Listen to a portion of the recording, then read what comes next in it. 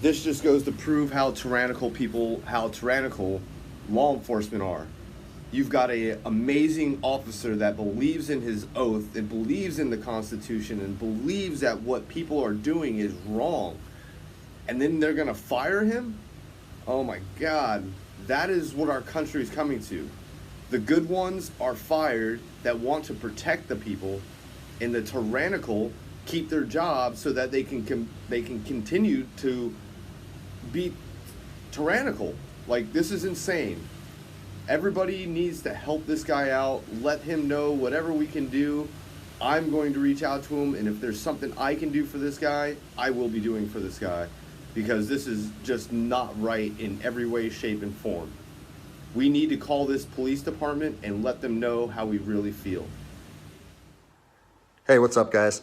So I just kind of wanted to take a couple minutes, get everybody caught up to speed on what's going on in my life. I've been getting a lot of questions, and figured I'd just make a second video and answer some of the things that I've been receiving. I first wanted to say I'm humbled by the response that my video got. It's been viewed millions and millions of times. People all over the country have been calling me, texting me, sending me emails, comments, and the overwhelming majority of it has been positive. And so I think that's pretty cool, because my whole thought process on making that video was trying to bridge the gap between law enforcement and the public. And I've seen both sides with open arms willing to embrace that. And I think that's a step in the right direction. So that's pretty cool. One thing that I've seen come up over and over in the comments, and I've been in email sent to me, is, are you going to get in trouble? What happened to you? Or is there any discipline or any discipline taking place? And so I figured I'd take a chance and give you a little synopsis of the last 3 days of my life after posting that video. So I posted the video on Tuesday, was it May 5th? And it took it took a day or two before it really started getting a lot of traction. But the next morning when I woke up on the 6th, I think it was only at a few thousand views. And I had received a message from my command saying, wow, Greg, what a powerful message. We agree with that 100%, well done. And that was actually a relief for me, because I was like, great, I know that it's risky putting something out like that, but I felt like it was so grounded in integrity and liberty that no one would have an issue with it. So that was a relief. And then fast forward 3 hours later, I get another phone call from my command, and it said, hey Greg, the video's up to 400,000 views. It's time to pull the plug on this thing.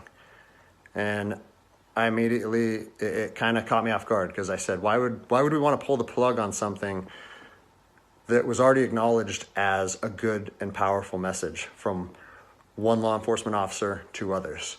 And I said, yeah, that doesn't really make sense to me. I think maybe we should embrace this message and we should share this with other officers. And he said, listen, it's not up to me.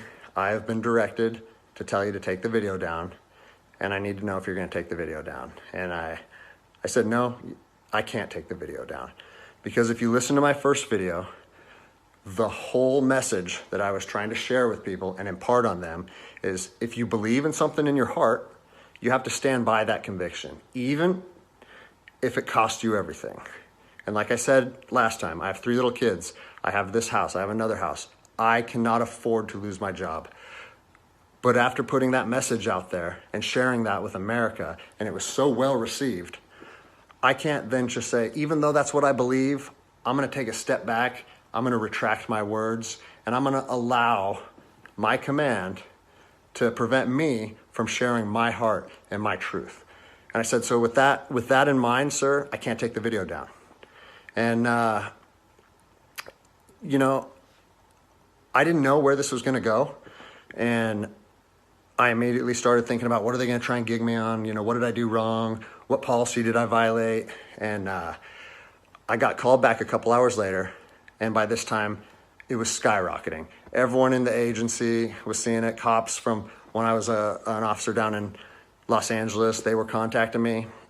I got a call, and it said, listen, the video needs to be taken down right now, and you need to accept a letter of reprimand, or we're going to take a very different approach to this if you say no again. Well, I'd already put myself on that hill, and I had to be willing to die on that hill. They said they determined the video was a violation of policy, and that if I wouldn't take it down, that allegations would be made against me, and so on and so on. And so I told them, no, I'm not going to take it down. You do what you need to do. But the principle of it is rooted in truth, and it was a positive message that was received by millions and millions of people. If you want me to take it down, I have to respectfully refuse.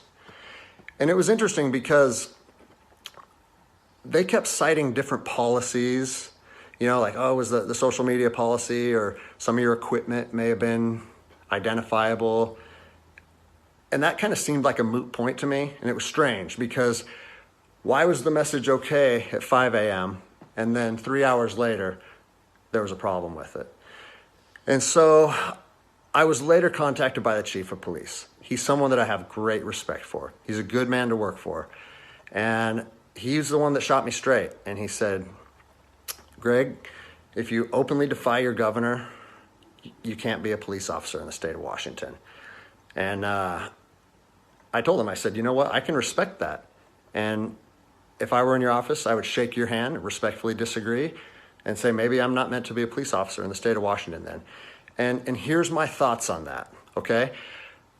You have to do your research. You have to figure out what your true north is, what your truth is, and where you stand on issues. For me personally, I believe that the Constitution supersedes all other documents, all other laws.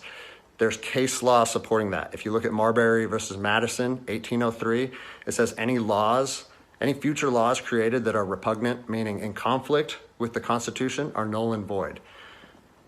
So when I look at how I feel comfortable enforcing the law, and I see people exercising constitutional rights, it doesn't matter if there's different executive orders, requests from mayors, requests from governors.